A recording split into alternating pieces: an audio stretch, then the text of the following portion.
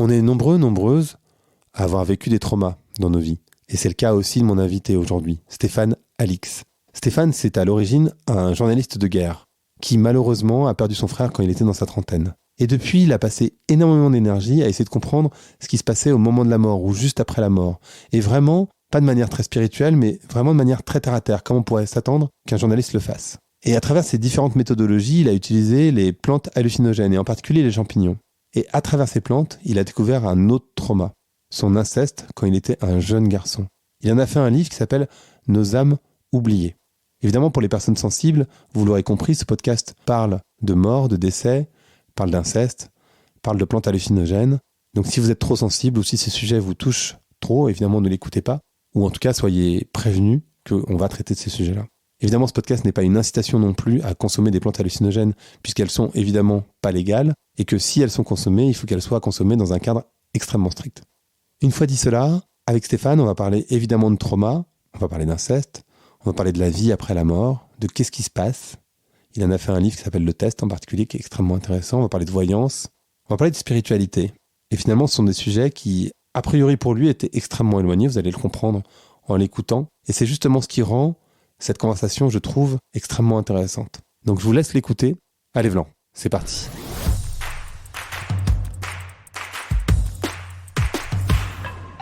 Donc bonjour à toutes et bonjour à tous. Bonjour Stéphane. Bonjour Grégory. Comment ça va aujourd'hui ? Eh ben, ça va bien, autant que possible. Bon, c'est parfait. Il y a quelque chose qui m'a marqué dans votre parcours, c'est que vous êtes quelqu'un d'extrêmement rationnel, qui à l'origine était pas du tout connecté à la spiritualité et à tous ces éléments-là. Vous aviez même plutôt pas un rejet, mais en tout cas pas mal de méfiance. Vous étiez journaliste, vous l'êtes toujours.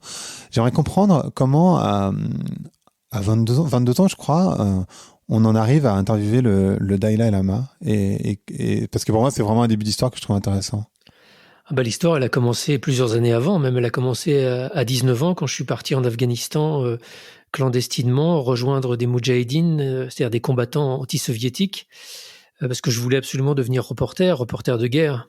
Donc je suis parti comme ça un peu à l'aventure. J'ai rejoint des combattants dans le maquis, comme autrefois les résistants quittaient Londres pour rejoindre les maquis français.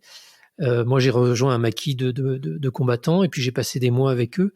Ça a été un premier voyage très formateur dans ce métier de journaliste. Et puis ensuite, dans les années qui ont suivi, j'ai une passion pour l'Asie centrale. J'avais envie de travailler sur le long cours sur un certain nombre de pays et de sujets qui m'intéressaient. Et le Tibet était un des lieux qui me fascinait et qui fascine, je pense, beaucoup de monde. Bien sûr. Donc je suis parti novembre 89 à Dharamsala en Inde. C'est là où le Dalai Lama s'est installé après avoir fui le Tibet et il venait d'être nommé pour le prix Nobel de la paix.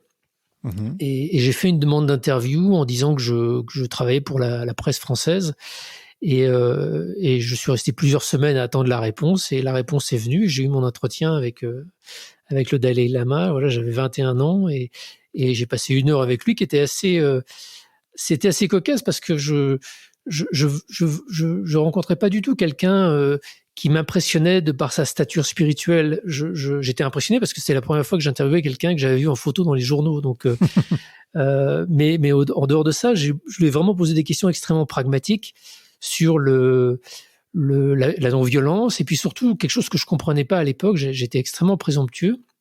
C'est-à-dire que moi, je revenais de pays en guerre où les gens s'étaient battus armes à la main pour mettre dehors les envahisseurs. Et donc, je comprenais pas comment un leader spirituel, mais aussi politique, parce que le Dalai Lama est aussi un leader politique, pouvait avoir demandé à son peuple de ne pas prendre les armes contre les Chinois. Alors, bon, à la limite, que lui soit non-violent, c'est son choix, mais qui demande à l'entièreté de sa population de ne pas prendre les armes.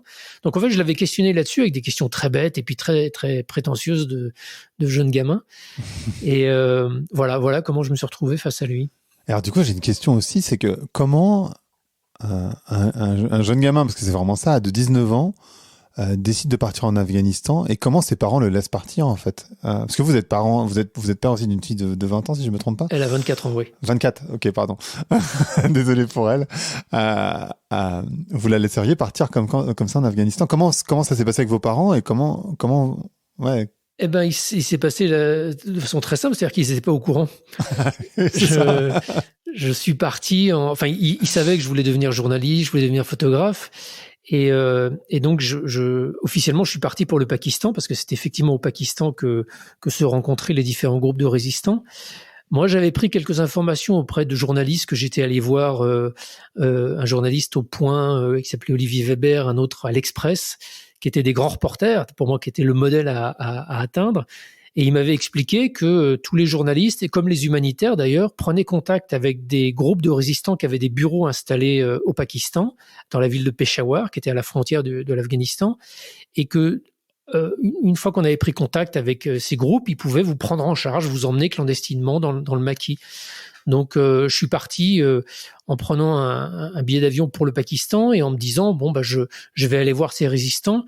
Si je peux aller passer quelques jours en Afghanistan, ça sera génial, je dirais, je l'ai fait, quoi. Mais mon objectif prioritaire, c'était plutôt d'aller dans les camps de réfugiés, d'aller voir l'impact, en fait, de cette occupation soviétique de l'Afghanistan sur le Pakistan avec des millions de réfugiés qui avaient pénétré le pays.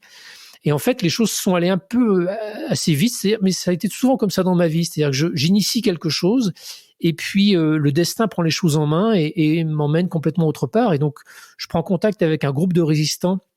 C'était un groupe qui s'appelait le Harakat-e-Islami, le mouvement de l'islam qui n'avait jamais pris de journaliste auparavant. C'était des chiites. Qui est une minorité en Afghanistan. Et quand ils ont vu ma tête, ils n'ont pas douté une seule seconde que je puisse être journaliste. Et ils m'ont dit, bon, bah ok, on vous emmène. Et 3 jours après, je passais la frontière avec quelques-uns de leurs combattants. Et plutôt que de quelques jours en Afghanistan, c'est plusieurs mois que j'ai passé dans le maquis. J'ai été un des seuls à pouvoir entrer clandestinement dans Kaboul, qui était à l'époque encore occupé par les Russes. Enfin voilà, ça a été un voyage épique. Et en fait, mes parents ont appris ce voyage qu'une fois de retour en France, quand ils sont venus me chercher à l'aéroport, je leur ai dit, bon, bah maintenant, je peux vous le dire, j'étais en Afghanistan. Mais c'était le temps béni où il n'y avait pas de email, il n'y avait pas de téléphone portable, donc c'était pas du tout anormal de pas donner de nouvelles pendant des mois. Alors qu'aujourd'hui, on peut pas passer une demi-journée sans envoyer 3 mails et 4 textos et 25 coups de téléphone pour dire que tout va bien. C'est clair. En même temps, je pense que de vous entendre, je pense que c'est le pire cauchemar des parents de se dire mon fils ou ma fille me disent qu'ils partent en vacances et en fait ils vont dans un pays en guerre, en Afghanistan. Ouais, mais mes parents avaient une forme de peut-être d'inconscience ou de confiance, mais les deux sont mêlés en fait. Ouais. Et je sais pas, ils m'ont jamais dit s'ils avaient été vraiment inquiets pendant ces mois. Mais ils avaient aussi confiance, je pense, à la fois dans ma détermination et puis dans le destin. Ou peut-être qu'en fait, ils ont été terrifiés pendant 2 mois, ils me l'ont jamais dit. Je sais pas, il faudrait que je demande à ma mère aujourd'hui. Ouais, c'est très intéressant. C'était quoi votre, enfin, de ce que j'ai entendu de vous, de ce que j'ai pu lire aussi, vous aviez pas un rapport à la spiritualité très fort à ce moment-là. C'était quoi votre rapport à la spiritualité dans votre vingtaine ? En fait, avant ce voyage en Afghanistan, j'avais une espèce de curiosité un petit peu romantique en fait pour le spirituel, mais plus à travers le fantastique. J'étais un grand fan de Lovecraft, d'Edgar Allan Poe, de ces récits qui vous parlent de monde invisible, de monstres, de fantômes. Donc j'avais une espèce de fascination, et puis surtout dans certains textes, et notamment dans Lovecraft, il y a comme une certaine ambiguïté qui demeure dans toute son œuvre, de savoir si c'est réel en fait, si les histoires qu'il raconte se sont vraiment passées. Donc j'étais un peu dans cet entre-deux. Et puis en allant chercher, mais là je vous parle de 16-17 ans, en allant chercher dans les livres dont parle Lovecraft ou d'autres auteurs, je découvre Hélène Blavatsky, la Société théosophique, toute cette littérature dont je savais pas à l'époque du tout si c'était de la réalité, si c'était de la fiction, si c'était de la demi-fiction, de la demi-réalité. Donc j'avais cette fascination pour l'ésotérisme sans en connaître vraiment grand-chose en fait. Et puis pour moi, le voyage en Afghanistan, il a marqué un arrêt brutal à ça. Parce que toute cette relation à l'ésotérique et au spirituel était à cette époque-là, pour moi, quelque chose de l'ordre d'une espèce de loisir fantastique. Et puis en Afghanistan, je suis confronté à la guerre, je suis confronté à des hommes qui se battent, à la réalité ultra basique et dure de ce combat. Et quand je reviens, pour moi, la spiritualité s'apparente plus à une sorte de perte de temps, de français préservé de toute difficulté. Et j'ai un espèce de retour en arrière complet. C'est-à-dire que pour moi, je veux plus du tout m'intéresser à ça. Ce qui m'intéresse, c'est le combat, c'est la réalité des hommes qui se battent sur la terre. Et donc, voilà, comme je vous le disais, même quand je rencontre le Dalai Lama, à la limite, je m'en fous un peu de ce qu'il représente spirituellement parlant. Enfin, j'ai beaucoup de respect, je suis impressionné par le personnage, mais j'ai aucune curiosité vers les enseignements du bouddhisme.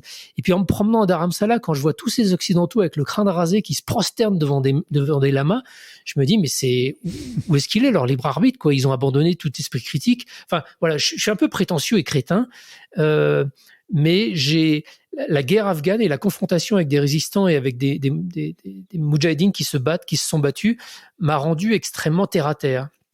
Et il va falloir des années avant que je commence à retrouver une sorte d'intérêt vers ce monde spirituel.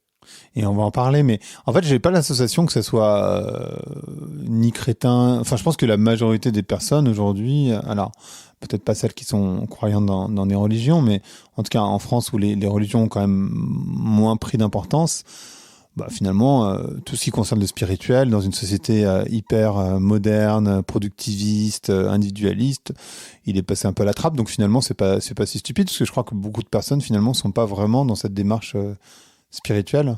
Enfin... C'est vrai. Le spirituel, c'est par essence quelque chose de subjectif. Donc subjectif, ça veut dire pas réel. Enfin, dans la perception qu'on a de notre société. J'étais une pure émanation de ce qu'on appelle ce paradigme de notre société, qui est une société matérialiste. Donc effectivement, on peut avoir des chemins de croyance dans telle ou telle religion, mais ça n'est par essence et par définition que des chemins d'adhésion subjective à quelque chose d'improuvable et qui d'ailleurs n'a rien à voir avec la science. J'ai un de mes amis prêtres qui me disait que l'Immaculée Conception n'est pas une question gynécologique. C'est une façon un peu brutale de dire que voilà, la science n'a pas son mot à dire sur le domaine du religieux. Mais voilà, pour moi, le contre-coup un peu bêta de ça, c'était que c'est subjectif, donc ça n'est pas réel, ça n'est pas prouvable, c'est du domaine de la pure croyance. Donc quand j'aurai le temps et un peu le loisir, j'irai voir peut-être de ce côté-là. Sinon, pour l'instant, je m'occupe des choses sérieuses qui sont la guerre et les combats des hommes sur cette planète qui est pas en bon état. Et à l'inverse, votre frère, lui, il était beaucoup plus spirituel, si je ne me trompe pas. Effectivement, j'ai deux frères, dont un, Thomas, qui est décédé dans un accident de voiture en 2001. Et lui, effectivement, il avait une espèce de soif existentielle folle. C'est-à-dire que il a suivi aucune carrière, aucune étude. Il n'avait qu'une envie, c'était de partir en voyage, beaucoup en Inde, beaucoup au Tibet, à la recherche de réponses existentielles.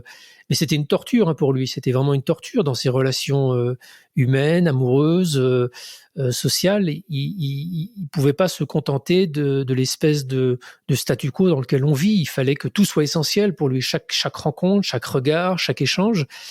Et ce qui me fait dire peut-être que a posteriori, il avait une forme de connaissance inconsciente que sa vie allait être brève et qu'il n'a pas voulu perdre son temps à des futilités. Il a voulu aller tout de suite aux choses essentielles. Et je pense, enfin, je crois à ça aujourd'hui. Je pense que on a une certaine dimension de notre conscience qui c'est déjà le temps qu'on va passer sur cette terre. Alors on le sait pas consciemment, Dieu merci. Si on savait le moment de notre mort, ça serait terrifiant.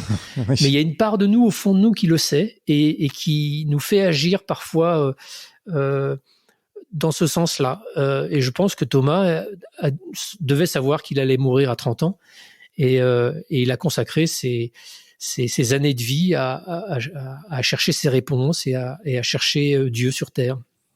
Et il lisait Satprem et Sri Aurobindo et tous ces bouquins. Hein. Ah, il a lu tout Aurobindo, tout Satprem, tout Mer. Dans sa bibliothèque à la maison, il y a encore les rayons entiers de l'agenda de Mer. Je ne sais pas comment il a pu lire des trucs pareils. C'est ça, c'est particulier. Hein. Enfin, je sais pas, il a lu des kilos et des kilos de cette littérature, mais il est allé à Auroville plusieurs fois, avec beaucoup d'attentes et des déceptions souvent au retour. J'étais en contact récemment avec un Aurovillien qu'il a connu et qui m'avait écrit en me disant « Mais je me rappelle très bien de votre frère, il était dans une espèce de soif insatiable, il nous questionnait avec brutalité parfois pour avoir des réponses. Quoi. Il supportait pas comment dire, la compromission de cette planète. Et donc, il y avait vraiment, j'ai l'association, en tout cas dans la manière dont vous le décrivez, vous qui étiez hyper terre à terre et votre frère hyper dans cette spiritualité au final. Il y avait vraiment cette séparation à ce moment-là, en tout cas de votre vie. Oui, on n'était pas spécialement proches à ce moment-là. C'est-à-dire que moi, je suivais mon petit bonhomme de chemin en essayant de devenir journaliste indépendant. Donc, j'ai jamais cherché à être embauché dans une rédaction. Enfin, les rares fois où j'ai voulu, personne ne voulait m'embaucher, donc ça réglait le problème. Donc, j'ai passé mon temps à dépenser une énergie folle pour devenir journaliste indépendant, être reconnu comme tel, pouvoir publier dans des journaux de référence. Donc, quand j'ai commencé à publier dans Le Monde ou dans le monde diplomatique, j'avais le sentiment d'avoir acquis une certaine légitimité dans ce domaine-là. Et pendant ce temps, effectivement, Thomas continuait à faire ses voyages, à aller au mont Kailash. C'est cette montagne sacrée à l'ouest du Tibet, vers laquelle il a fait plusieurs fois des pèlerinages, à aller en Inde, à aller à Auroville.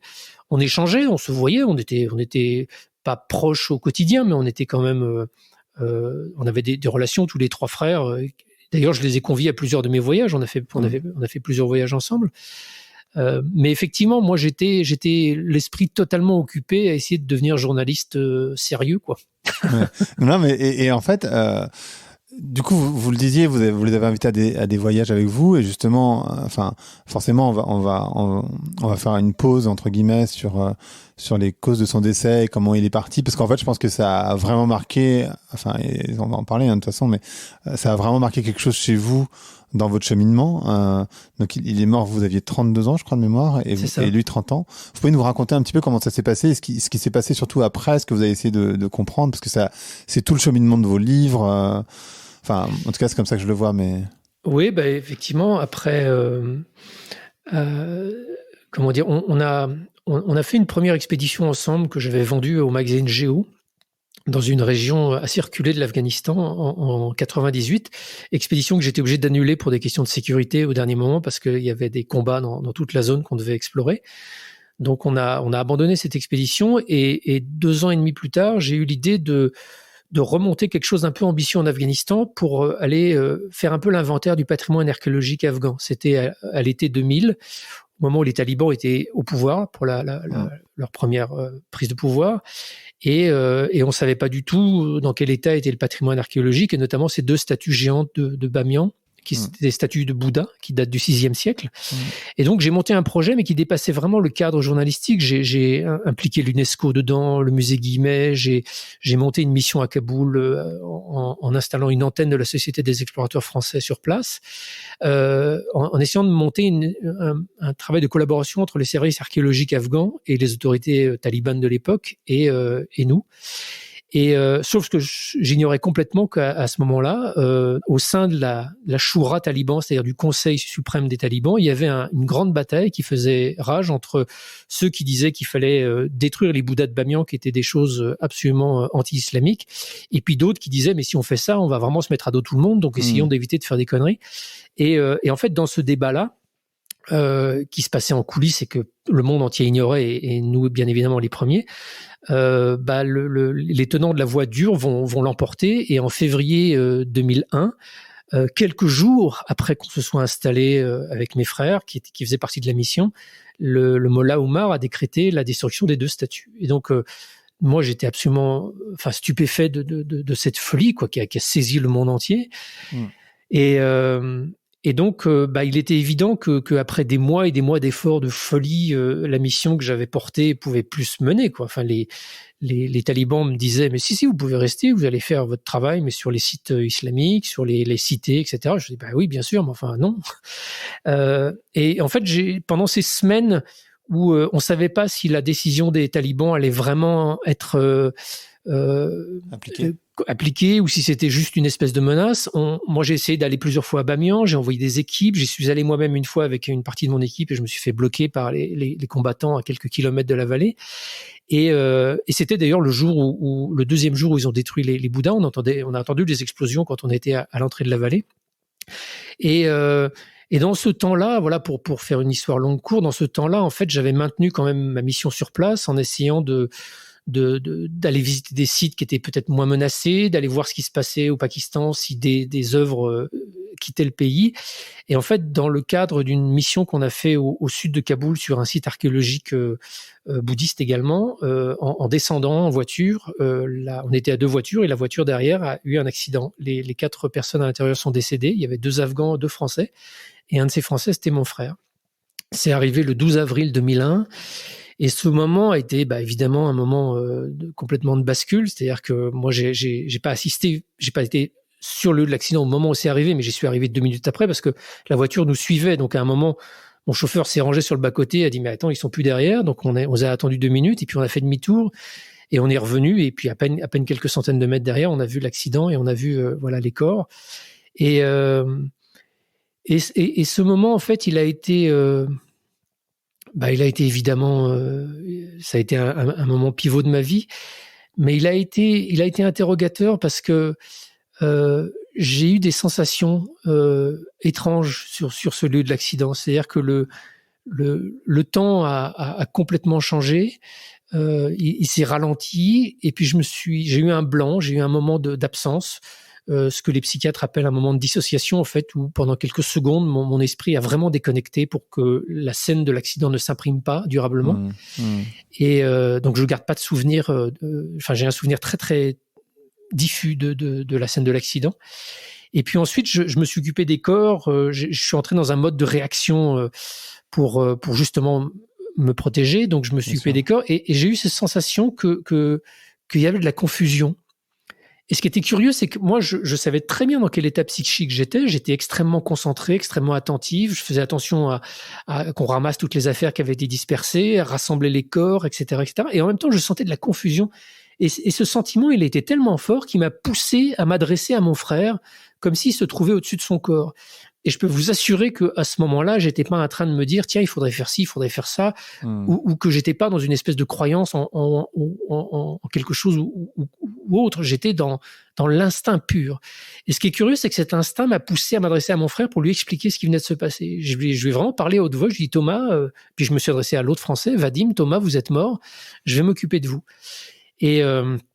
Et puis j'ai évacué les corps au Pakistan. Une semaine après, on a rapatrié les corps en France. Il y a eu les funérailles. Et puis voilà, dans les semaines et les mois qui ont suivi, j'ai essayé de rentrer dans une nouvelle phase de ma vie, qui était la phase de la vie d'un frère qui a perdu son frère, avec des parents qui ont perdu leur fils.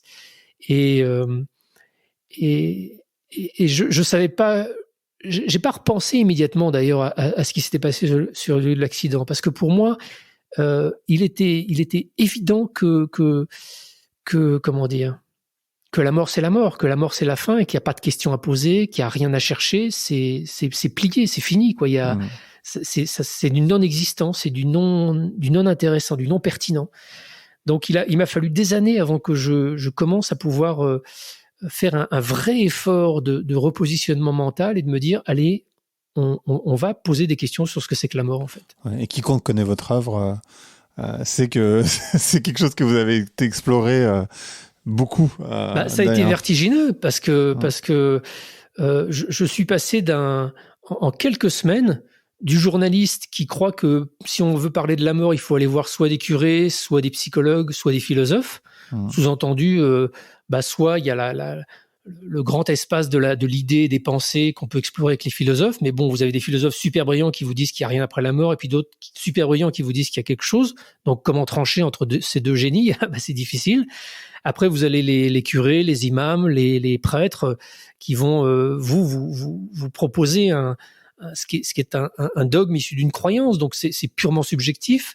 Ça peut être très consolant, très aidant. Ça peut être très puissant pour des gens qui adhèrent à ces croyances. Mais voilà, à cette époque-là, pour moi, ça ne restait que des croyances.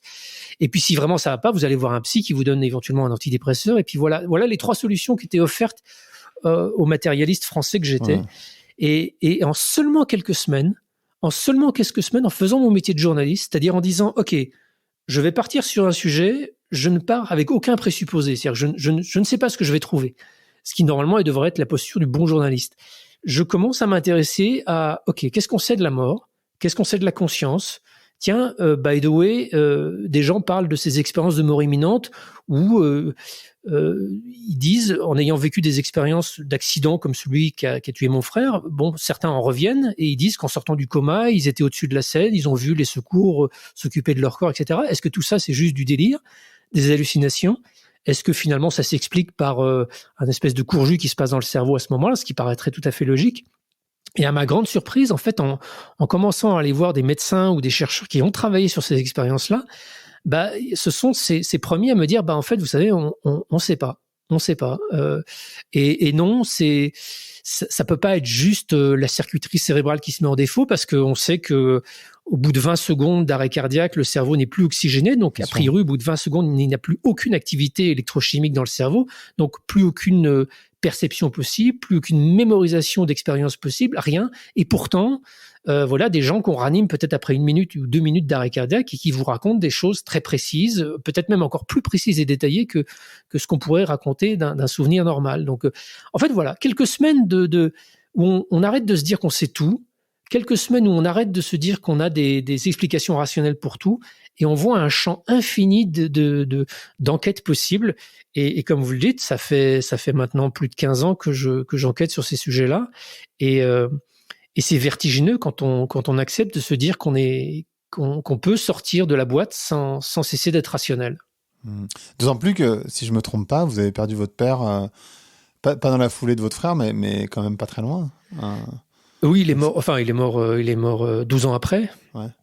Mais disons que pendant ces 12 années, entre la mort de mon frère et la mort de mon père, il s'est passé que pendant des années, j'ai enquêté sur la question de la conscience, sur la question de la mort. J'ai exploré ça par plein d'angles différents. Donc effectivement, quand j'ai eu à accompagner mon père, j'étais dans une disposition très très différente. Et puis mon père n'est pas mort d'accident, il est mort lentement, enfin disons d'une maladie, donc ça laisse le temps d'accompagner, de cheminer d'état en état jusqu'à les moments inéluctables.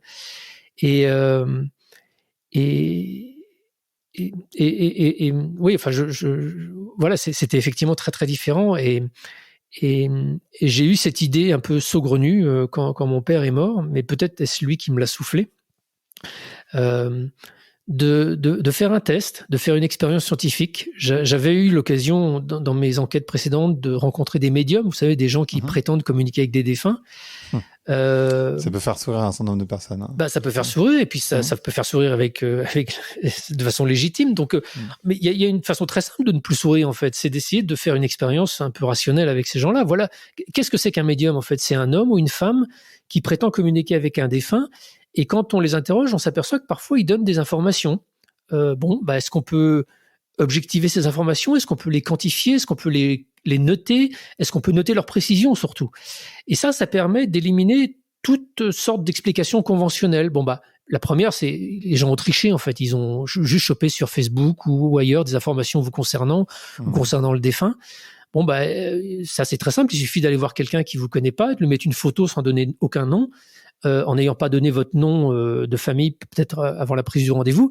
Et là, il y a logiquement aucune raison que le médium ait eu la possibilité d'avoir des informations sur le client qui va avoir, et à plus forte raison sur le défunt à qui on lui demande de communiquer.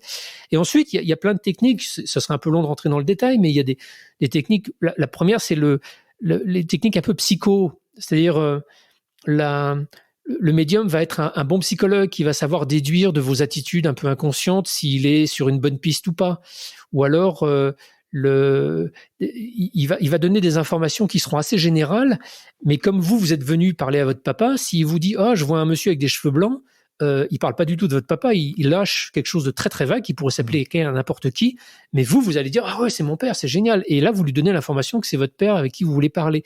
Donc, en fait, en enregistrant la séance et en étant extrêmement attentif à ce qui est dit de part et d'autre, on peut assez rapidement éliminer toutes ces explications conventionnelles. C'est ce que j'explique en détail dans mes livres et notamment dans le test.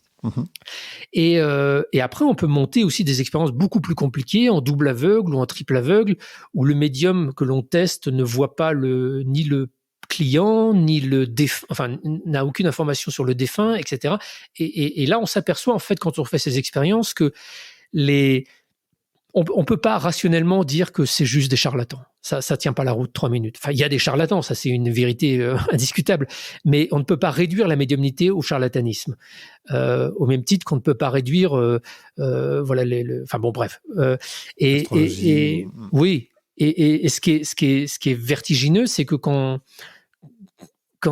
on les teste, on s'aperçoit que les médiums sont capables effectivement de donner des informations parfois extrêmement précises sur un défunt, sans qu'aucune explication conventionnelle ne puisse rendre compte de cette information-là.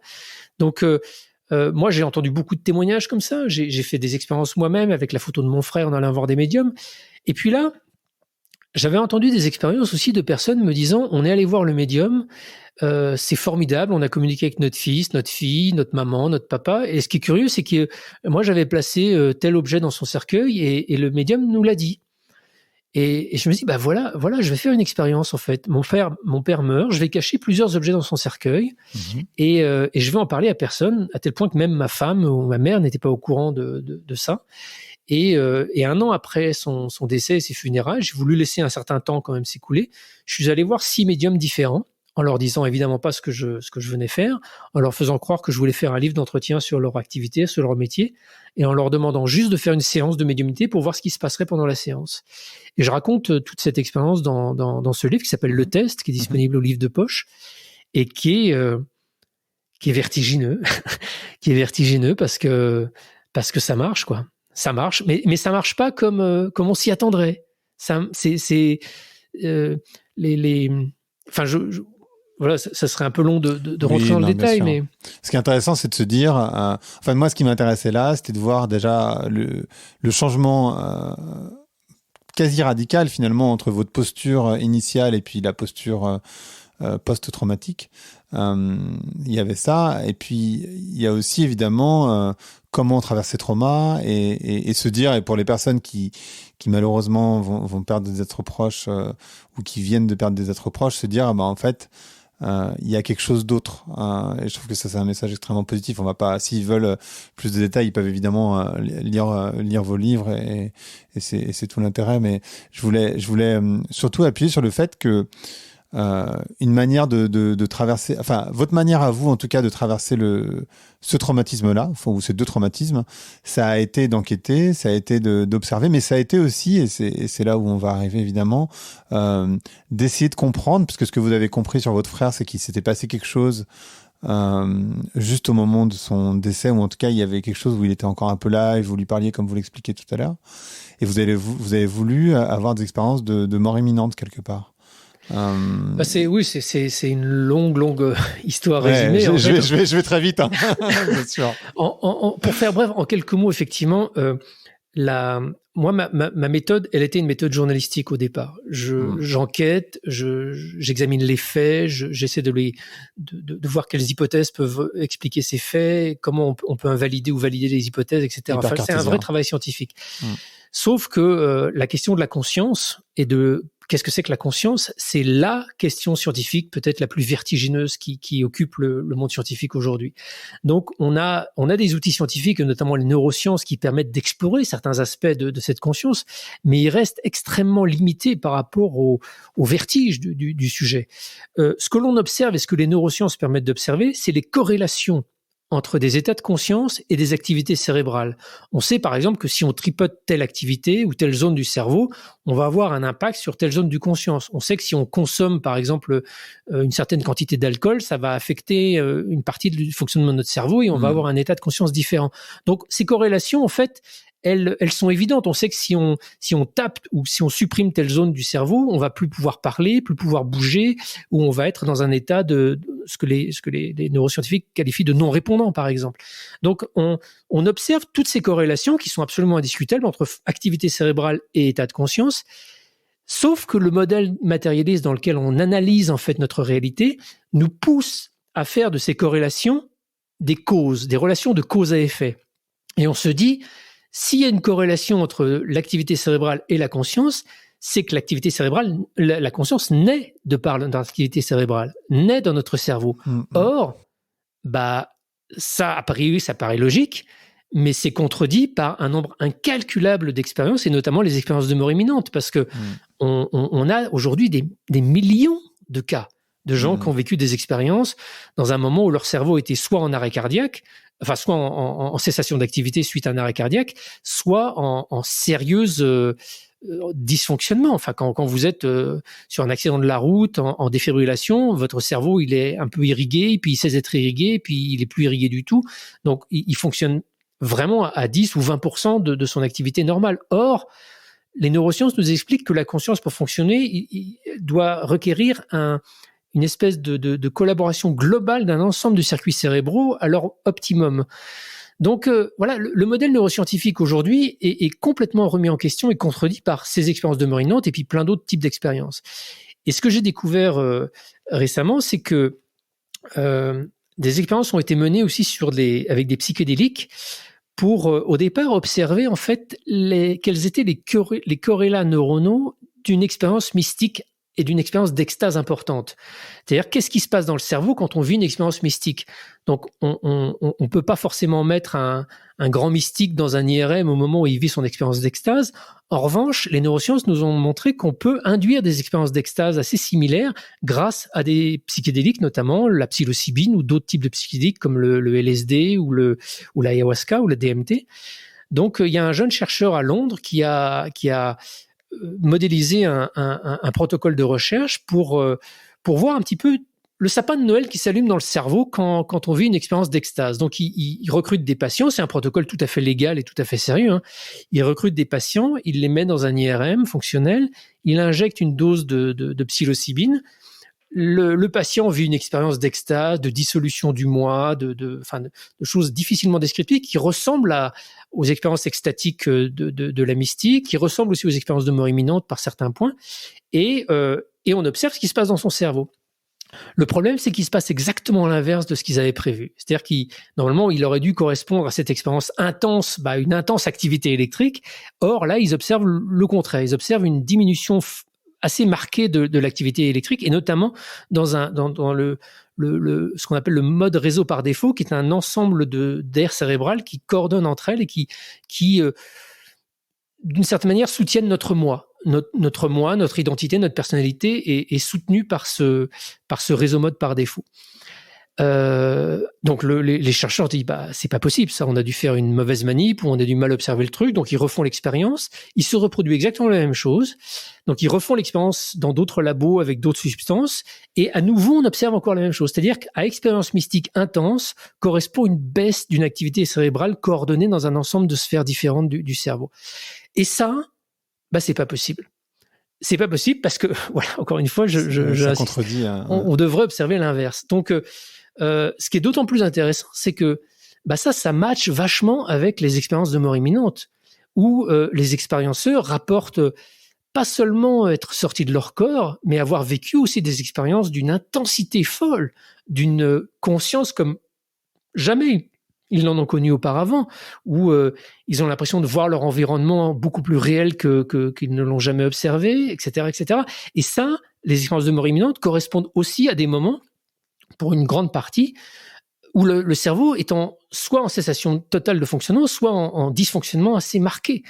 Donc, peut-être qu'en fait, le modèle est complètement à revoir, et ces expériences, en fait, proposent une hypothèse qui est très différente, qui est une hypothèse qui avait déjà été formulée de façon plus philosophique par des gens comme William James ou Henry Bergson au début du siècle dernier, qui voyaient non pas le cerveau comme un organe qui fabriquerait la conscience, comme le foie, par exemple, fabrique de la bile, mais plus comme un espèce de transistor, un objet qui servirait à filtrer la conscience.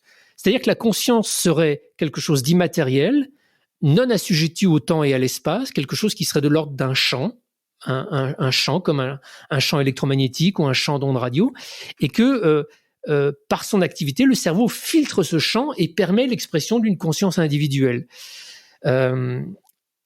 Moi, je me suis dit, il faut que j'essaye ça.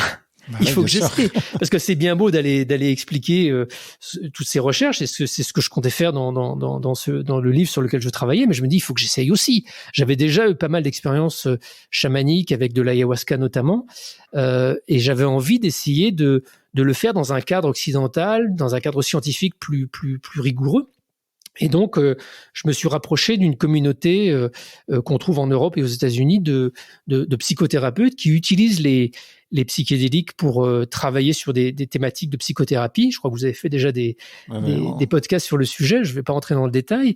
Mais moi, mon objectif n'était pas du tout d'aller me soigner ou faire une psychothérapie. Mon objectif était juste de trouver quelqu'un d'un peu sécurisant qui me donne une grosse dose de champignons pour que j'aille faire mourir mon moi et que je vois ce qui se passe de l'autre côté et pour que je vois si vraiment il y a quelque chose de l'autre côté. Et l'expérience n'a pas du tout été en fait comme je l'imaginais, et elle m'a emmené complètement autre part. Et ça, c'est aussi intéressant. J'allais rebondir justement sur l'épisode avec Françoise Borza où elle explique que les champignons sont des substances, ou le LSD d'ailleurs, qui peuvent très bien accompagner la mort. Ça, c'est une chose. Qui peuvent aussi aider dans les traumas. Est-ce que vous pensez que vous auriez fait ce chemin spirituel sans traumatisme, sans les traumatismes originaux, c'est-à-dire la perte de votre frère et puis celle de votre père par la suite? J'en ai aucune idée, mais il y a fort peu de chance, non, parce que j'étais devenu un journaliste assez connu, notamment sur la question de l'Asie centrale, sur des sujets géopolitiques et de renseignement. Donc, professionnellement, ça fonctionnait bien. Et effectivement, sans la mort de mon frère, j'aurais sans doute suivi cette voie-là, d'autant plus que 6 mois après la mort de Thomas, on a eu le 11 septembre. Ouais. Et moi, j'étais un des journalistes occidentaux qui connaissait le mieux de l'intérieur le mouvement des talibans. Je suis le seul Français, je crois, à avoir rencontré Mollah Omar. Donc, j'aurais suivi sans doute cette voie de journaliste spécialiste. Je vous dis ça, peut-être pas, j'en sais rien, mais il est évident que la mort de mon frère a été un moment, un tournant crucial. En fait, vous savez, ces questions existentielles, je les avais quand j'étais ado. On les a tous. Qu'est-ce qu'on fait là? Ce monde a l'air si absurde. Les adultes ont l'air tellement perdus. Mais pourquoi est-ce qu'on est là, quoi? Et puis voilà, on rentre dans les vies actives. On essaie de trouver quelque chose qui nous passionne à peu près. Et moi, c'était le journalisme, la photo. Donc, je me suis engagé dans cette voie professionnelle. Et finalement, cette voie professionnelle a totalement inhibé toutes mes questions existentielles parce que j'y trouvais aussi satisfaction. C'était épanouissant, ce métier que je faisais. Et en fait, à 32 ans, la mort de mon frère a refait surgir ces questions existentielles de façon extrêmement brutale.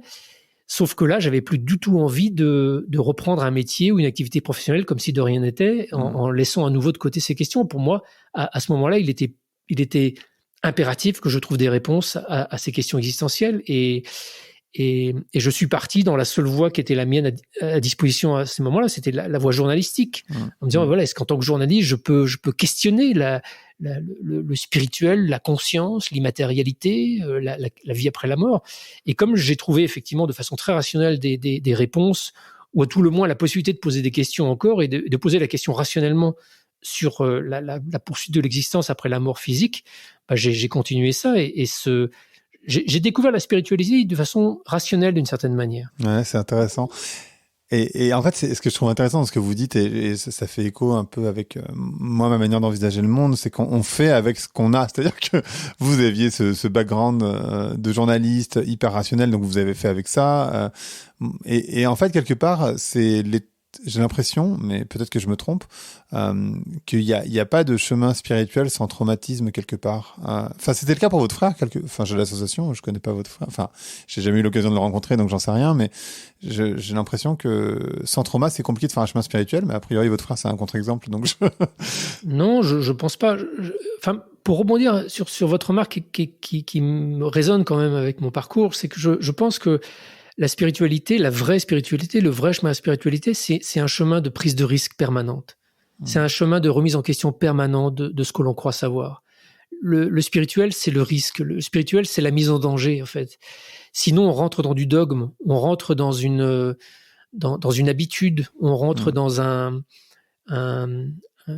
modèle qu'on se ferme. Alors, les modèles religieux qui sont proposés par les différentes traditions religieuses sont des modèles où on peut, dans chacun, trouver un épanouissement, des outils pour cheminer, etc. Mais d'une certaine manière, je pense que si on veut faire de la spiritualité quelque chose de totalement sincère, comment dire, non, je vais dire des généralités idiotes, là, mais pour rebondir sur ce que vous dites, je pense que quelles que soient nos croyances religieuses ou notre cheminement, et même si on est engagé dans un chemin spirituel, la vie et la vie sociale et la vie professionnelle fait que on s'installe dans une forme de routine. Et on peut peut-être prendre une certaine distance, même avec les pratiques spirituelles qui sont les nôtres. Je me rappelle d'être allé à la messe le dimanche avec mes grands-parents qui étaient très croyants. Bon voilà, c'était la petite routine d'aller à la messe. Est-ce que on peut aller plus loin? Est-ce que le spirituel peut nous engager encore plus? On a tendance à s'engager dans ces routines tout au long de la vie, et les traumatismes, les maladies, la perte de quelqu'un de proche va faire bouger la citadelle qu'on a construite depuis l'enfance, quelle qu'elle soit. Et ce choc peut, chez certaines personnes, chez moi par exemple, déclencher des envies beaucoup plus fortes que celles que j'avais avant. Donc, j'ai l'exemple d'un ami prêtre, par exemple, qui est devenu prêtre parce que après avoir été psychologue, il était appelé vers la foi, vers le Christ et vers ce chemin-là. Et puis, il a vécu une expérience de mort imminente tout en étant prêtre. Cette expérience de mort imminente a complètement transformé son rôle de prêtre. Elle lui a donné une sorte d'upgrade, de reset en fait de sa foi. Mais ça, c'est, enfin, je veux dire, toutes les traditions spirituelles ou les psychologues vous diront que les traumatismes soit vous écrasent, soit vous font grandir, soit vous transforment. J'avais fait des longs entretiens avec un rescapé d'Auschwitz il y a plusieurs années de ça, qui m'avait beaucoup impressionné. C'était quelqu'un qui était devenu un avocat international, quelqu'un d'éminemment, enfin avec une réussite professionnelle importante. Et il avait trouvé cette force en la ressource humaine alors qu'il était enfant à Auschwitz. Alors dans des circonstances pareilles, des millions sont laminés et meurent parce qu'ils n'ont pas la force nécessaire ou la possibilité de faire autrement. Mais je pense que chaque épreuve nous offre aussi la possibilité d'en faire quelque chose de plus grand. C'est ce que Boris Cyrulnik appelle la résilience, d'ailleurs.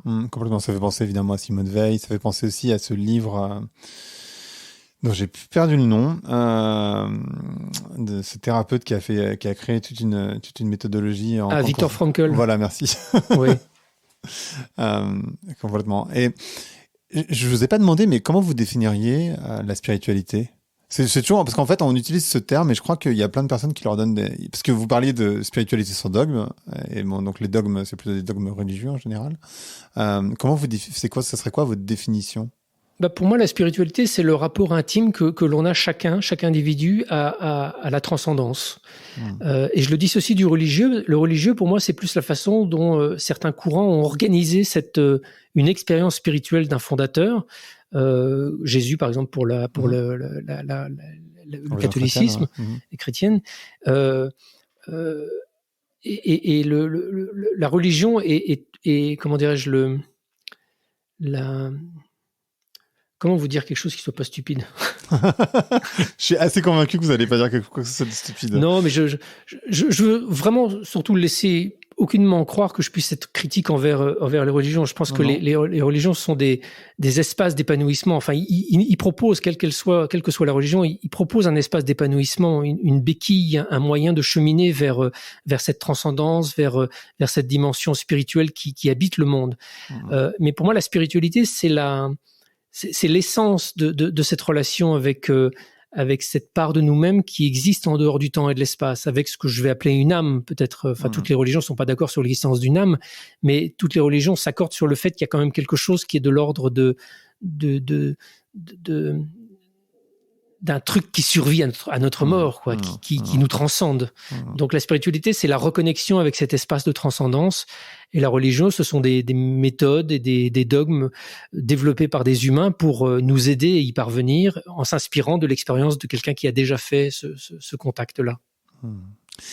Et pour revenir sur la discussion, parce qu'on a fait un grand tour, mais sur les psychédéliques, ça vous a amené et c'est tout le sujet de votre dernier livre, à comprendre un traumatisme initial. En fait, oui, c'est vraiment devenu, c'est sorti de manière complètement inattendue. C'est-à-dire que moi, je suis allé rencontrer une thérapeute qui pratique cette psychothérapie clandestine avec des psychédéliques, en lui demandant juste de m'offrir un cadre sécurisant pour prendre des champignons et une haute dose pour aller voir de l'autre côté. Et puis, en la rencontrant, elle m'a parlé de son métier, de son travail, et je me suis dit, ça vaut peut-être le coup, après tout, de jouer le jeu aussi de la psychothérapie, parce que je suis quelqu'un d'extrêmement mental, d'extrêmement combatif. J'ai un rapport très guerrier au monde, mais très guerrier basique, c'est-à-dire que j'ai un problème, je l'affronte avec dureté, et je me suis construit tout au long de ma vie une sorte de carapace assez forte qui m'a permis de passer toutes ces épreuves que j'ai pu vivre et de continuer à avancer. Mais je me suis posé la question à certains moments de ma vie de savoir si cette carapace, en fait, elle n'avait pas aussi le défaut de me couper d'une partie de moi-même. Parce qu'à certains moments de ma vie, il y a des choses qui n'allaient pas et je ne comprenais pas pourquoi. Je le détaille vraiment au début de ce livre, Nos âmes oubliées. Il y a des moments où tout d'un coup, je suis plongé dans un état de dépression et je ne comprends pas d'où ça sort. Parce que j'ai un métier que j'aime, j'ai une femme que j'aime, je vis en faisant l'activité qui me plaît et qui m'épanouit. Donc, je ne comprends pas pourquoi tout d'un coup, j'ai ces moments de déprime. Pourquoi parfois, j'ai comme des sentiments d'auto-sabotage dans mon parcours professionnel, ou comme si à certains autres moments, j'avais une espèce de manteau de mélancolie qui me recouvrait et j'arrive pas à me raisonner pour me dire, mais arrête. Donc, quand j'ai rencontré cette thérapeute que j'ai baptisée Lénie, je dois respecter sa clandestinité, je me suis dit, après tout, ok, on va aller voir ce qui se passe de l'autre côté de la mort parce que c'est le but et puis ça me passionne bien, mais docteur, qu'est-ce que vous pouvez faire pour m'aider après tout ? Et en fait, dans son travail, elle m'a un peu déconnecté du but initial et elle m'a fait entrer en fait dans ses émotions, dans ses peurs. Elle a commencé à me montrer les barrières que je mettais entre le monde et moi-même. Elle a commencé à me faire réaliser la mécanique mentale formidable qui avait pour but de me protéger. De me protéger de quoi ? Ça, je ne le savais pas à l'époque. Mais elle m'a permis, et ça, les psychédéliques permettent ça, et c'est même le cœur de la thérapie psychédélique, c'est qu'ils, tout d'un coup, ils vous permettent de faire un pas de côté et de vous observer, d'observer vos mécanismes mentaux à l'œuvre. Et moi, j'ai été estomaqué de voir à quel point j'avais une espèce de machine de guerre, de protection, dont je comprenais pas pourquoi. En fait, je comprenais pas l'origine. Alors je me suis dit, si, c'est peut-être cette histoire d'amour qui s'était mal passée quand j'étais adolescent, ou c'est peut-être la mort de mon frère. C'est quand même quelque chose de traumatisant dans ma vie. Donc peut-être que j'ai mis ces barrières tout au long de ma vie parce que j'ai vécu des traumatismes. Et en fait, en travaillant avec elle, ce qui est sorti, c'est effectivement ces différents traumatismes-là, mais on s'apercevait qu'il y avait encore quelque chose en dessous. Et c'est long à raconter parce que c'est vraiment un processus thérapeutique sur la longueur que je développe et que j'explicite dans Nos âmes oubliées. Mais en fait, ce qui est sorti, c'est que le traumatisme initial, c'est que j'ai été abusé quand j'étais tout gamin, tout enfant, par quelqu'un de ma famille, et que ce traumatisme non seulement m'a complètement dévasté, parce qu'il s'est répété à plusieurs reprises, mais il a surtout eu pour effet d'être totalement gommé de ma mémoire consciente, totalement oublié, et il en a pas moins distillé cette espèce de poison psychique dans ma vie tout au long de mon existence. Alors je suis résilient, je suis devenu quelqu'un de bien, je me suis construit aussi sur ce traumatisme, mais il a quand même laissé des choses extrêmement difficiles à vivre par moments. Et en fait, je raconte tout ça dans ce livre. Moi, le doute le plus terrible et l'interrogation la plus déchirante que j'avais après cette expérience, c'est de me dire, mais c'est pas possible. C'est pas possible que j'ai vécu quelque chose comme ça sans m'en souvenir. J'aurais forcément eu un souvenir à un moment. J'ai côtoyé cet homme dans les fêtes de famille pendant les décennies qui ont suivi. Il y a forcément un moment où ça aurait dû ressurgir. Et en commençant à questionner des psys, et notamment en lisant cette psychiatre Muriel Salmona qui fait un travail formidable sur l'inceste et les abus sexuels, notamment en France, j'ai découvert que plus de 50% des gens qui ont vécu un acte incestueux dans leur petite enfance n'en ont gardé aucun souvenir. Et que ce souvenir peut ressurgir 40 ans, 50 ans après, ou voire même jamais.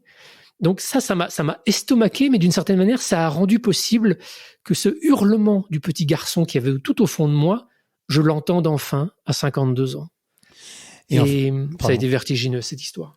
Et en fait, si je me trompe pas, vous aviez des signes, parce que vous aviez des signes sur votre humeur, vous aviez des signes aussi physiques qui sont apparus, non? Ça, c'est ce que j'ai compris après coup. Mais effectivement, j'avais depuis 9 ans une maladie auto-immune dans l'estomac qui me faisait des crises inflammatoires régulières. Et donc, j'ai découvert après coup, notamment par les travaux d'un chirurgien canadien, que c'était un des symptômes assez courants que l'on rencontrait dans les abus sexuels. Et que beaucoup des patients que ce chirurgien traitait, qui avaient des maladies, un peu comme la maladie de Crohn par exemple, c'était des signes cliniques assez fréquents pour les personnes ayant vécu des abus sexuels. J'aurais lu ce livre-là il y a 2 ans, peut-être que j'aurais compris plus tôt. Ce livre-là, je l'ai découvert vraiment sur le tard, une fois après avoir découvert ces abus. Et voilà, depuis 9 ans, j'avais des crises 3-4 fois par an. Là, ça fait 1 an que c'est fini. Que c'est terminé. Et en même temps, moi, je suis assez convaincu que tout arrive au bon moment. Parfois, il y a des livres. Moi, je vois très bien. Il y a des livres que j'ai lus, que j'ai achetés il y a 10 ans. Je comprenais rien. Par exemple, des bouquins sur les ombres, ça m'échappait totalement. Et je les relis maintenant, ou je les relis il y a 2-3 ans, et waouh, c'est la révolution. Donc peut-être aussi, je crois que ce livre, peut-être si vous l'auriez lu avant, vous n'auriez pas du tout connecté, parce qu'en fait, c'était pas monté à la conscience, et que du coup... Oui, et puis même, vous savez, par rapport à... Je reçois parfois des courriers de gens qui me disent, mais comment est-ce que je pourrais moi-même faire votre expérience, trouver un thérapeute, prendre des champignons, etc. Et je réponds, vous savez... C'est pas les champignons qui m'ont permis de découvrir cette expérience-là, c'est la thérapeute avec qui j'ai travaillé. Alors bien sûr, la technique, la médecine des champignons et ces médecines psychédéliques sont très puissantes pour forcer les barrages. Mais ça fait 15 ans que je travaille, parce que mes premières expériences chamaniques datent de 2006, donc ça fait 15 ans que j'utilise ces états modifiés de conscience, que j'explore la conscience à travers des états modifiés forts, comme celui induit par l'ayahuasca ou d'autres techniques. Mais cette mémoire, elle est jamais sortie pendant toutes ces années-là. C'est étonnant d'ailleurs, parce que l'ayahuasca, ça permet vraiment... Là, ça permet si on a quelqu'un qui nous accompagne pour débloquer les choses. Sauf que le chaman, c'est pas un thérapeute. Le chaman, il est juste là pour faire en sorte que des esprits très mauvais ne vous embarquent pas. Donc, il est pas là pour prendre soin de votre psyché, pour vous faire passer des différents blocages de votre mental, etc. Je pense que ce que j'ai vécu grâce à cette thérapie psychédélique, en utilisant d'autres outils de thérapie psychocorporelle comme la respiration holotropique ou comme l'hypnose ou comme toutes ces thérapies, mais avec une thérapeute ou un thérapeute qui va vraiment être une personne qui va être la bonne personne pour vous, s'il y a vraiment quelque chose à ressortir du fin fond de votre inconscient, ça va sortir. Ça va sortir. Parce que malheureusement, ces thérapies psychédéliques sont illégales en Europe et aux États-Unis. Enfin, ça commence à se légaliser dans certains États américains. Oui, mais pour l'instant, c'est illégal. Donc, en Suisse, il me semble qu'on doit pouvoir faire des choses aussi. Mais... Peut-être, mais ça reste compliqué. C'est malheureusement, voilà, comme sur beaucoup de thématiques, il faut lutter contre des préjugés qui sont sérieusement installés. Mais c'est pas grave, c'est pas grave. Faut pas focalisons-nous pas sur cette interdiction. Essayons plutôt de voir ce qui est possible et ce qui est accessible. Si vraiment le souci est d'aller mieux et d'essayer de cheminer dans son parcours thérapeutique. Il y a des outils formidables qui sont à disposition. Ouais, vous le disiez, la respiration holotropique, tout ce qu'on appelle le breathwork, ça permet d'aller vers des états modifiés de conscience déjà. Hein.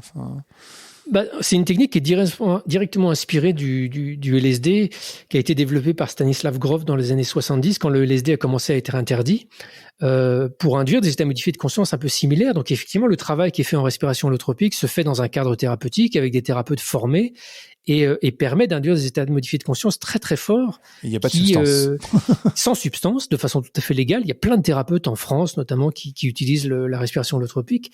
Voilà, ça, si vous voulez, je pense que les outils mentaux, notamment la psychanalyse, sont des outils formidables pour expliquer, comprendre peut-être certaines associations, certains mécanismes, mais on reste à un niveau mental. Donc la psychanalyse va vous je veux pas être trop critique parce que j'ai beaucoup d'admiration pour certains grands psychanalystes, mais et puis cet outil peut être aussi formidable, mais il reste à un niveau mental. Donc si vous voulez soigner le mental avec le mental, ça va coincer à un moment. La respiration holotropique, d'autres techniques psychocorporelles vont court-circuiter ce mental qui fait office en fait de gardien, qui vous protège. Le mental préfère souffrir de quelque chose de connu plutôt que de risquer une guérison en passant par quelque chose qu'il ne connaît pas. Donc si vous demandez à votre mental de vous guérir, il va toujours bloquer à certains niveaux. Alors peut-être qu'en 15 ans de psychanalyse, on passe quelques niveaux, mais on va franchement beaucoup plus lentement que quand on fait 2-3 séances de MDR ou de respiration holotropique ou d'hypnose ou d'autres techniques comme ça, qui vont aller court-circuiter la tête pour faire parler le corps. Et le corps, il garde ses mémoires traumatiques. Il garde un accès à la guérison aussi. Et du coup, c'est important ce que vous dites parce qu'il y a plein de personnes qui sont malades, sans doute, et qui ne comprennent pas pourquoi, qui vont voir des médecins, qui n'arrivent pas à résoudre, etc. etc. Il y a ce point-là qui je trouve intéressant. Le deuxième point que je trouve intéressant, c'est la dissociation, c'est-à-dire cette capacité qu'a, pour le coup, l'esprit de faire en sorte, et souvent d'ailleurs, quand il s'agit de viol, mais j'imagine d'inceste, c'est la même chose, le corps va se mettre en pause et finalement, on a tous un imaginaire d'un viol qui serait violent, d'une personne qui vous attrape dans la rue, etc. Alors que la majorité des viols sont faits par des personnes qu'on connaît et il n'y a pas de violence. Et d'ailleurs, le corps de la personne se rend pour faire passer, pour que ça passe en fait et pour pas qu'on meure en réalité. Exactement. C'est le mécanisme de la dissociation en fait, où confronté à une violence traumatique insupportable, la victime va s'éteindre. C'est vrai que moi, ce qui m'a surpris quand tout d'un coup cette mémoire d'inceste m'est revenue comme ça devant les yeux, c'est que j'ai été surpris en fait de la façon dont je réagissais. Je voyais un petit garçon, je voyais mon petit, enfin moi enfant, éteint, pas réagir, je criais pas, je pleurais pas, j'étais juste éteint comme une espèce de marionnette dont on aurait coupé les fils. Et un de mes amis psychologues proches m'a dit mais tu décris exactement l'état de sidération dans lequel sont les victimes d'inceste ou de viol. C'est-à-dire que on s'imaginerait se débattre et hurler, comme vous le disiez, mais effectivement, dans une majorité des cas, non, la sidération est telle que on est éteint, on est sans défense. C'est ce qui d'ailleurs fait croire à certains violeurs et abuseurs qu'il y a une forme de consentement, puisque la personne se débat pas. Bah non. Et cette sidération, ce qui est assez intéressant, c'est que les psychiatres utilisent des termes pour décrire en fait, une partie de vous-même qui s'extrait de la scène traumatique pour ne pas en garder souvenir et pour ne pas souffrir. Les chamans utilisent quasiment les mêmes, pas les mêmes mots, mais décrivent le même mécanisme. C'est-à-dire qu'il y a, au moment d'un traumatisme, une partie de notre âme se dit « Oh là là, mais ça craint trop ici, je m'en vais, moi je retourne d'où je viens ». Et là où les psychiatres sont un peu sans défense et sans outils face à la dissociation, les chamans proposent des techniques qui s'appellent le recouvrement d'âme, qui est un travail où on va proposer, on peut le faire soi-même, on peut le faire par un chaman, mais on peut aussi le faire soi-même tout seul, avec des protocoles. On peut aller récupérer ces morceaux d'âme, récupérer ces parties de soi qui sont parties parce qu'elles étaient terrorisées, et leur expliquer que tout d'un coup le danger n'est plus là et qu'on peut réintégrer. Je raconte en détail parce que ma femme Natacha Calestrémé a développé et a mis au goût scientifique et au goût psychologique du jour ces techniques, notamment issues du chamanisme, et notamment les techniques du recouvrement d'âme. Et dans les jours qui ont suivi la résurgence de cette mémoire traumatique, j'ai fait un recouvrement d'âme sous sa guidance, qui a été pour moi un moment bouleversant de reconnexion avec des parties de moi qui étaient parties depuis des décennies. Je raconte en détail le protocole et la façon dont je l'ai fait, mais voilà des outils qui sont faciles à mettre en œuvre, que l'on peut mettre en œuvre tout seul. Il n'y a pas besoin d'un intermédiaire, il n'y a pas besoin de 10 ans de psychanalyse. Voilà des choses simples pour se reconstruire, pour réintégrer, retrouver sa force, retrouver toute son énergie. Et une des remarques qu'on pourrait faire justement, c'est est-ce que c'est une bonne idée d'aller rechercher ces mémoires traumatiques ? Est-ce qu'on ne devrait pas les laisser là où on est, ou là où elles sont, parce que finalement vous avez fonctionné pendant globalement 40 ans, si vous l'avez découvert, c'était entre 6 et 8 ans, hein, si je me trompe pas. Donc, non, ça a commencé beaucoup plus tôt. Ah, ça a commencé beaucoup plus tôt, je pensais que c'était entre 6 et 8 ans, pardon.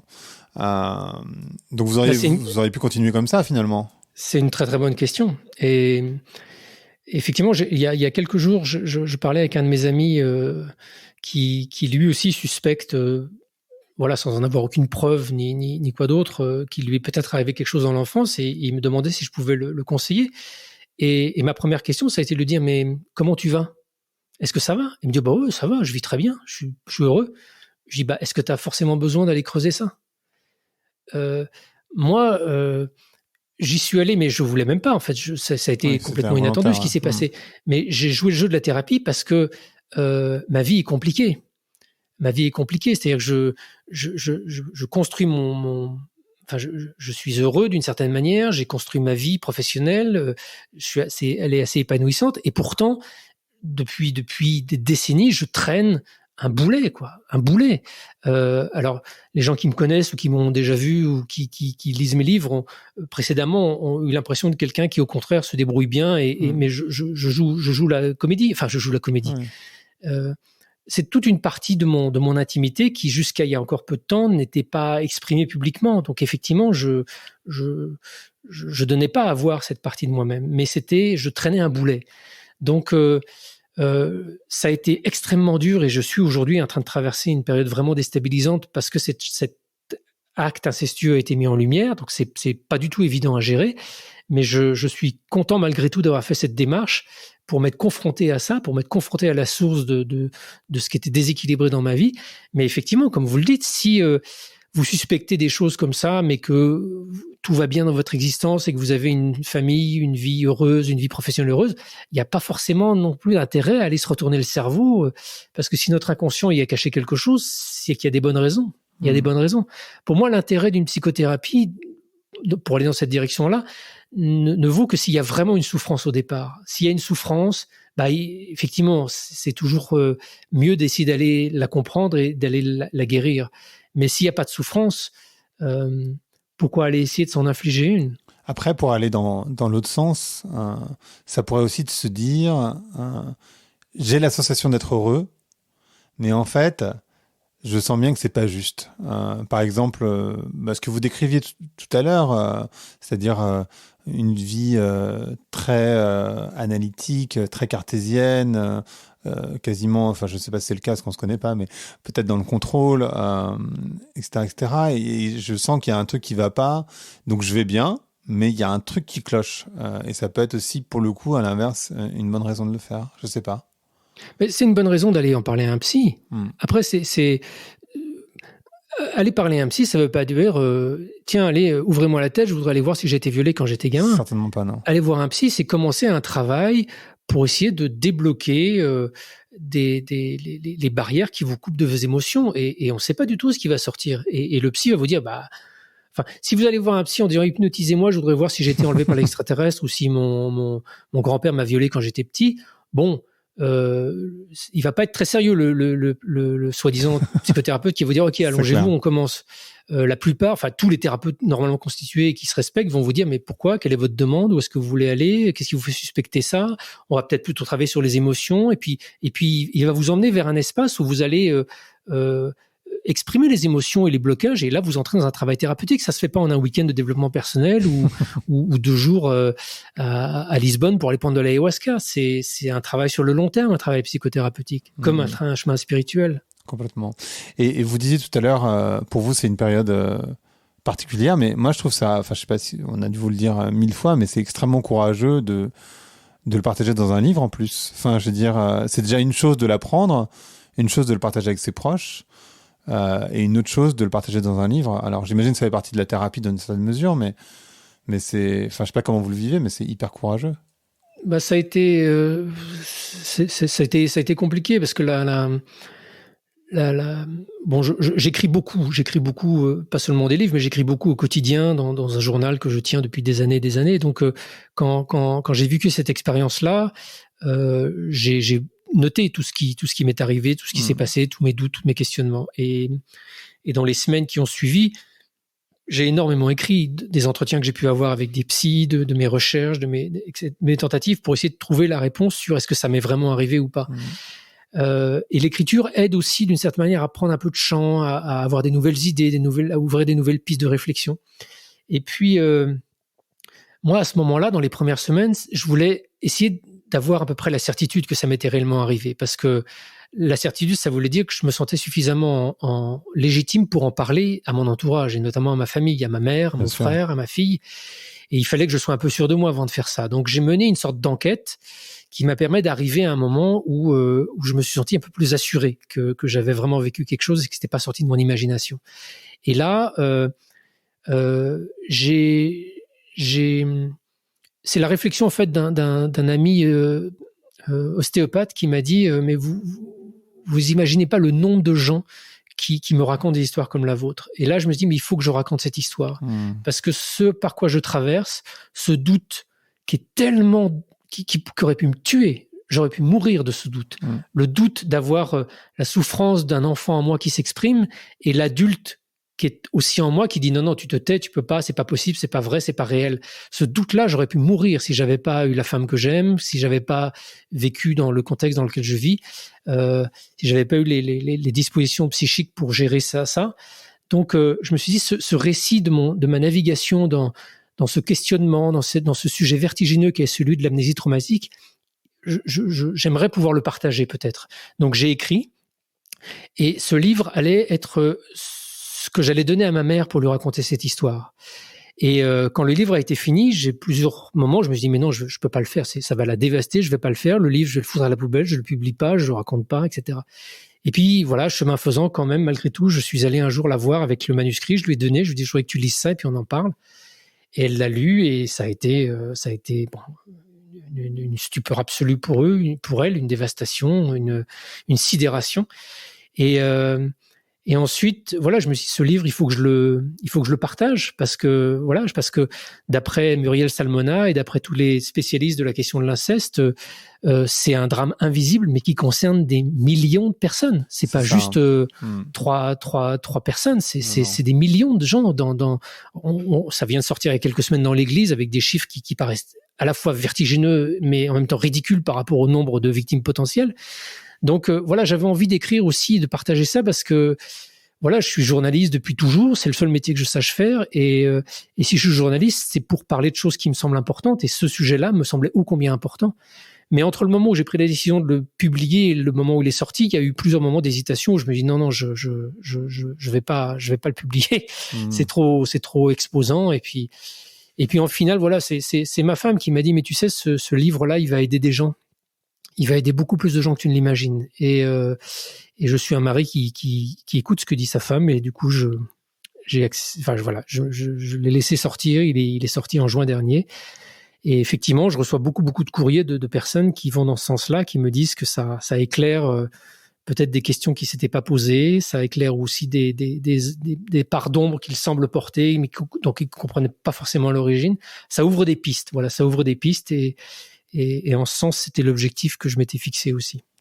Moi, je pense que c'est effectivement, c'est courageux et en même temps, c'est très salvateur, je pense, pour les personnes. Enfin, ça va être un outil incroyable pour les personnes qui vont le lire. Votre fille, elle réagit comment par rapport à tout ça? Parce qu'en fait, c'est aussi, elle a 24 ans. Je sais pas comment elle réagit déjà par rapport à votre chemin spirituel, mais aussi par rapport à cette. On partage beaucoup de choses et on a une complicité très très forte et j'avais très très peur de la façon dont j'allais lui dire et en fait quand j'ai réfléchi aux mots que je voulais employer pour lui parler de ça, je me suis dit mais au fait qui je suis là aujourd'hui, qui je suis, qu'est-ce que j'ai fait dans ma vie, quel père j'ai été et en fait je me suis aperçu que je suis quelqu'un de bien, je suis quelqu'un qui s'est construit. Je suis quelqu'un de résilient. C'est vraiment la résilience telle que le définit Boris Cyrulnik, c'est ça. C'est pas une recette de bonheur, la résilience. C'est comment on se reconstruit et on fait quelque chose de soi à partir parfois de merde absolue. Et en fait, je me suis rendu compte que même si j'ai traversé des moments difficiles, j'ai transformé ces choses pour en faire des choses à mon sens bien, essayer de partager, essayer de transmettre autour de moi ce que j'avais pu toucher.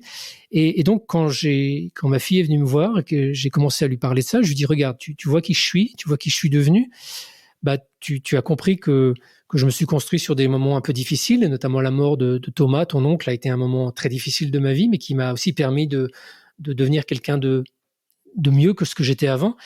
Bah, je viens de découvrir quelque chose qui m'était arrivé dans l'enfance, qui a aussi participé à l'être fort que je suis aujourd'hui. Et j'ai commencé à lui raconter ce qui s'était passé. Donc ça l'a évidemment choqué, bouleversé. Mais je voulais lui montrer, non pas le côté positif, parce que c'est stupide d'employer un terme pareil, mais de lui montrer que, quelles que soient les épreuves, on peut en faire quelque chose qui soit une force de transformation intérieure. Et pour moi, et c'est ce que j'essaie de lui transmettre en tant que père, je pense que c'est même là l'essentiel du sens de la vie.